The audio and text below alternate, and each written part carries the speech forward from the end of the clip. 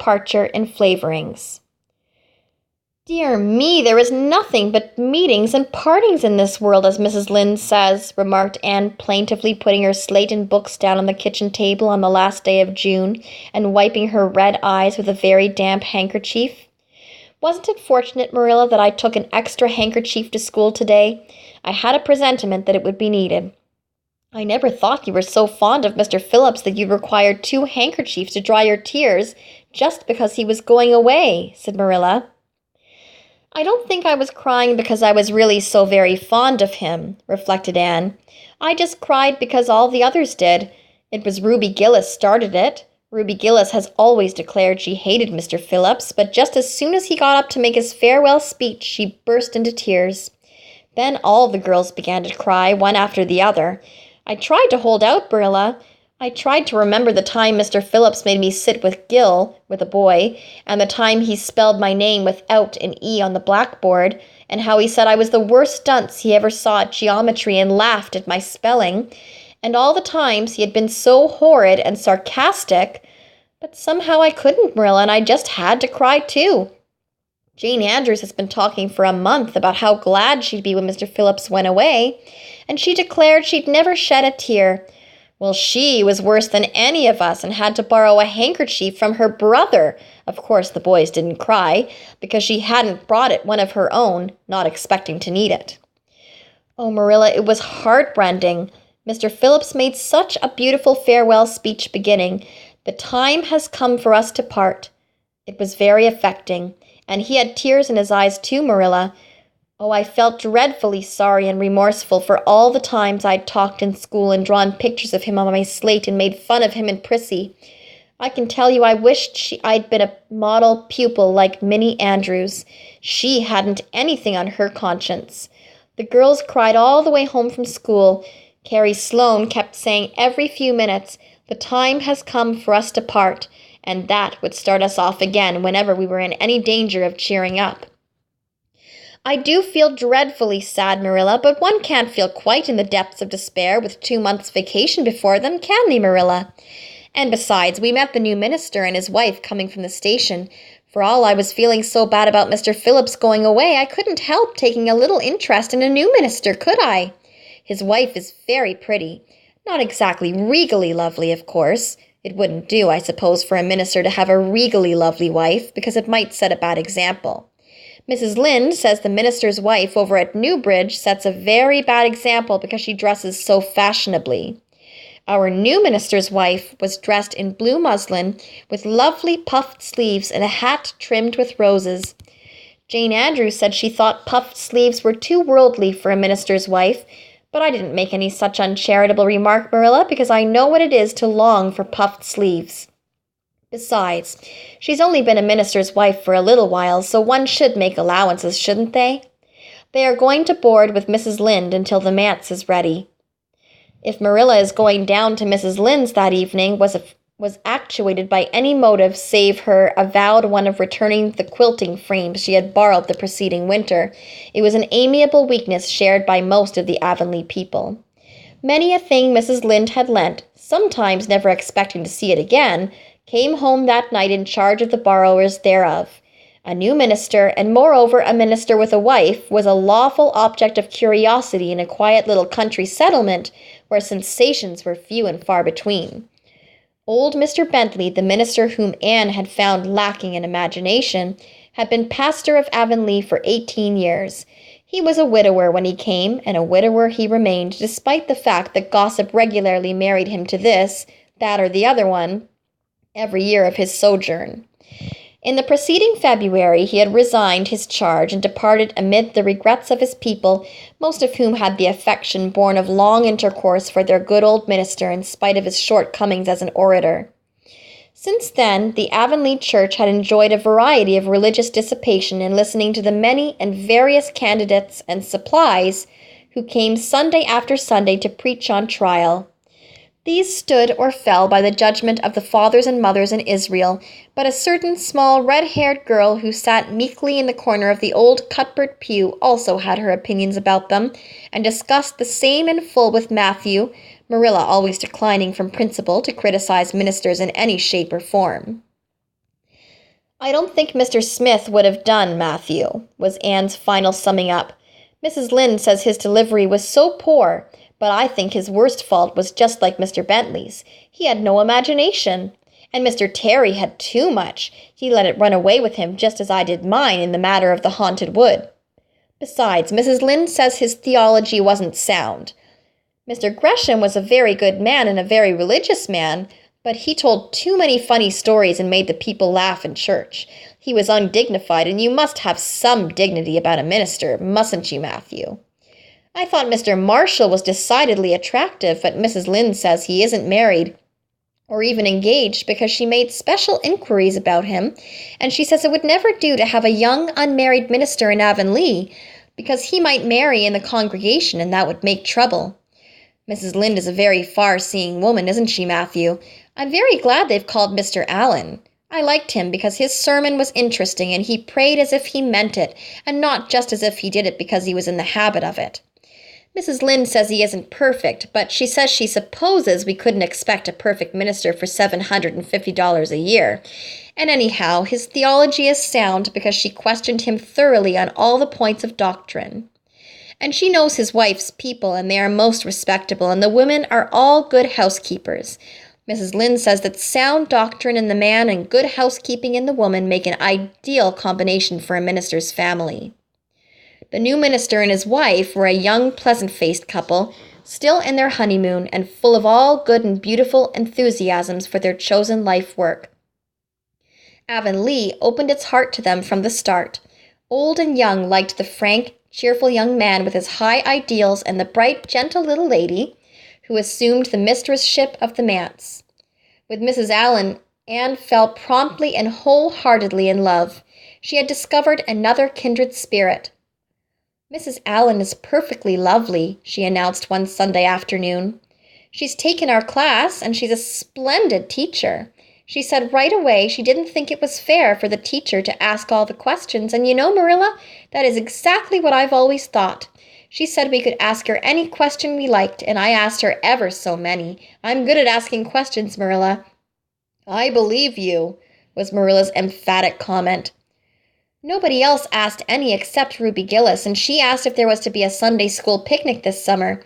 I didn't think that was a very proper question to ask because it hadn't any connection with the lesson. The lesson was about Daniel in the lion's den, but Mrs. Allen just smiled and said she thought there would be. Mrs. Allen has a lovely smile. She has such exquisite dimples in her cheeks. I wish I had dimples in my cheeks, Marilla. I'm not half so skinny as I was when I came here, but I have no dimples yet. If I had, perhaps I could influence people for good. Mrs. Allen said we ought always to try to influence other people for good. She talked so nice about everything. I never knew before that religion was such a cheerful thing. I always thought it was kind of melancholy, but Mrs. Allen isn't, and I'd like to be a Christian if I could be one like her. I wouldn't want to be one like Mr. Superintendent Bell. It's very naughty of you to speak so about Mr. Bell, said Marilla severely. Mr. Bell is a real good man. Oh, of course he's good, agreed Anne, but he doesn't seem to get any comfort out of it. If I could be good, I'd dance and sing all day because I was glad of it. I suppose Mrs. Allen is too old to dance and sing, and of course it wouldn't be dignified in a minister's wife. But I can just feel she's glad she's a Christian and that she'd be one even if she could get to heaven without it. I suppose we must have Mr. and Mrs. Allen up to tea some day soon, said Marilla reflectively. They've been most everywhere but here. Let me see. Next Wednesday would be a good time to have them. But don't say a word to Matthew about it, for if he knew they were coming, he'd find some excuse to be away that day. He'd got so used to Mr. Bentley, he didn't mind him, but he's going to find it hard to get acquainted with a new minister, and a new minister's wife will frighten him to death. I'll be as secret as the dead, assured Anne. But, oh, Marilla, will you let me make a cake for the occasion? I'd love to do something for Mrs. Allen, and you know I can make a pretty good cake by this time. You can make a layer cake, promised Marilla. Monday and Tuesday, great preparations went on at Green Gables. Having the minister and his wife to tea was a serious and important undertaking, and Marilla was determined not to be eclipsed by any of the Avonlea housekeepers. Anne was wild with excitement and delight. She talked it all over with Diana Tuesday night in the twilight as they sat on the big red stones by the Dryad's bubble and made rainbows in the water with little twigs dipped in fir balsam. Everything is ready, Diana, except my cake, which I'm to make in the morning, and the baking powder biscuits, which Marilla will make just before tea time. I assure you, Diana, that Marilla and I have had a busy 2 days of it. It's such a responsibility having a minister's family to tea. I never went through such an experience before. You should just see our pantry. It's a sight to behold. We're going to have jellied chicken and cold tongue. We're to have 2 kinds of jelly, red and yellow, and whipped cream and lemon pie and cherry pie and 3 kinds of cookies and fruit cake. And Marilla's famous yellow plum preserves that she keeps especially for ministers, and pound cake and layer cake, and biscuits as aforesaid, and new bread and old broth in case the minister is dyspeptic and can't eat new. Mrs. Lynde says ministers mostly are dyspeptic, but I don't think Mr. Allen has been a minister long enough for it to have had a bad effect on him. I just grow cold when I think of my layer cake. Oh, Diana, what if it shouldn't be good? I dreamed last night that I was chased all around by a fearful goblin with a big layer cake for a head. It'll be good, all right, assured Diana, who was a very comfortable sort of friend. I'm sure that piece of the one you made that we had for lunch in Idlewild 2 weeks ago was perfectly elegant.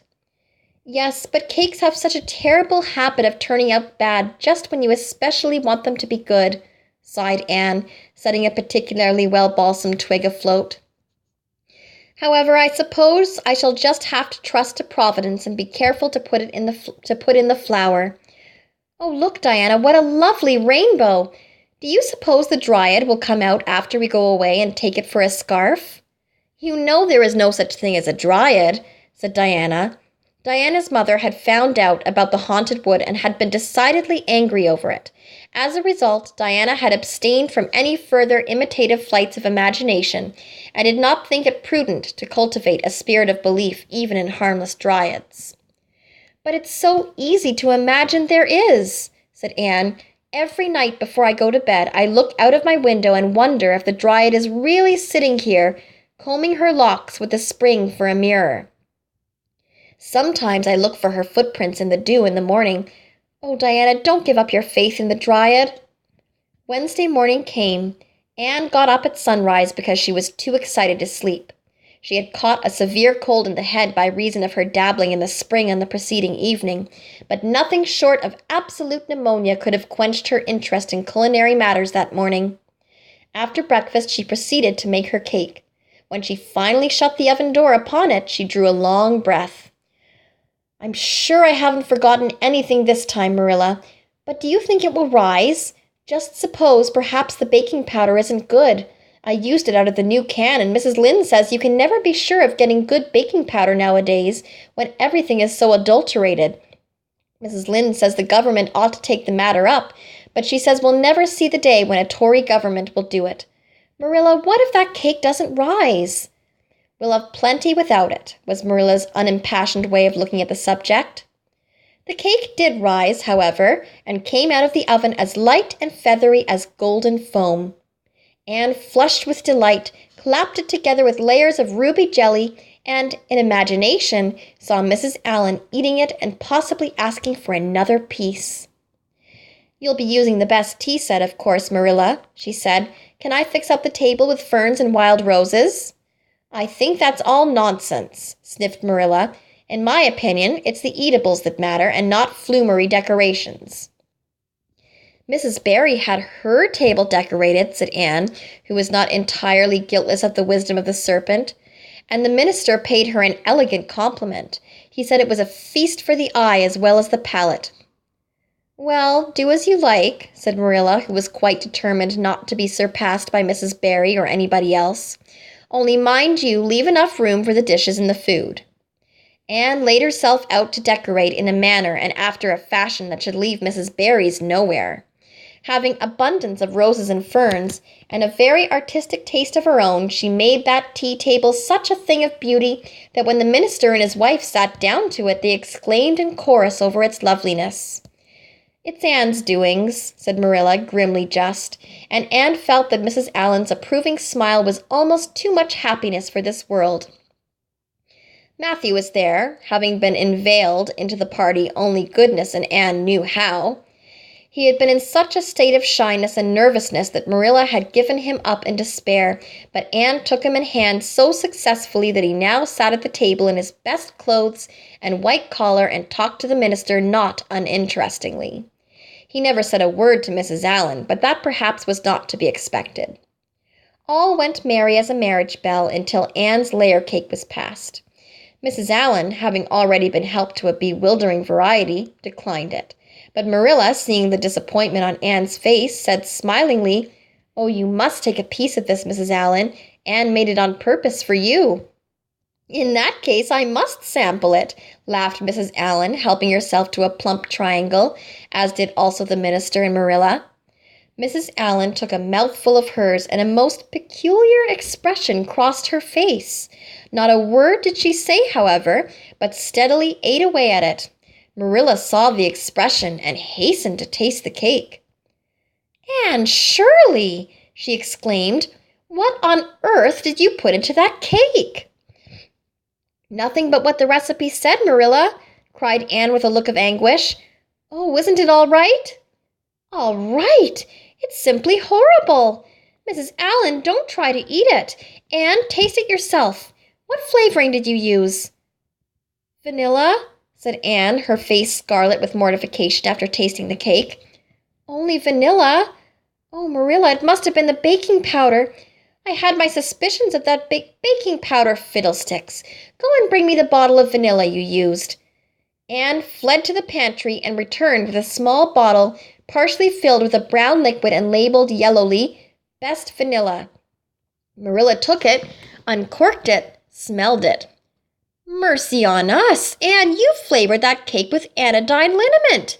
I broke the liniment bottle last week and poured what was left into an old empty vanilla bottle. I suppose it's partly my fault. I should have warned you.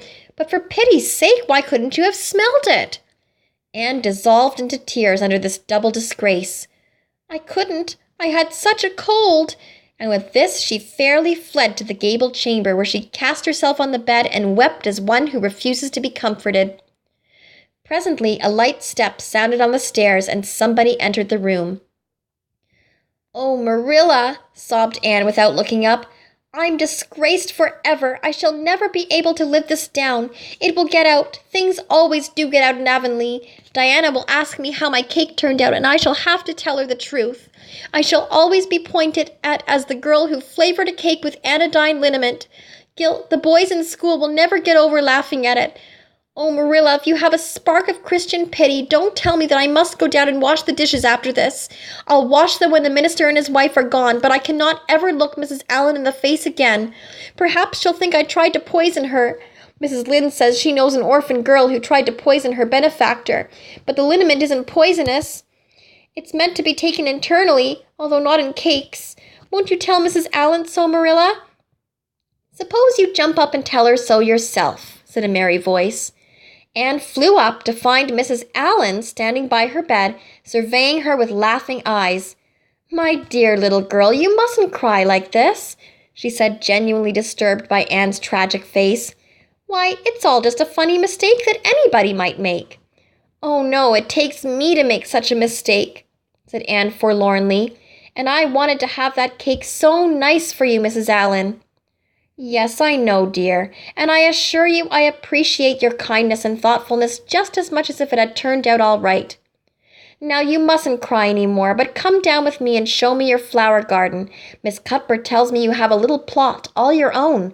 I want to see it, for I'm very much interested in flowers." Anne permitted herself to be led down and comforted, reflecting that it was really providential that Mrs. Allen was a kindred spirit.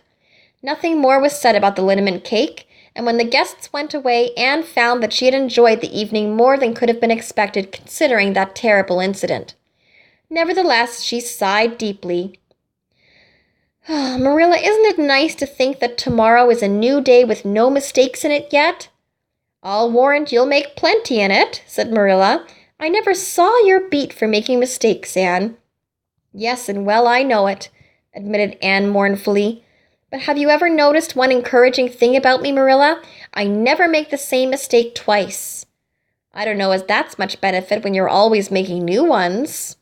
Oh, don't you see, Marilla, there must be a limit to the mistakes one person can make, and when I get to the end of them, then I'll be through with them. That's a very comforting thought. Well, you'd better go and give that cake to the pigs, said Marilla. It isn't fit for any human to eat, not even Jerry Buote.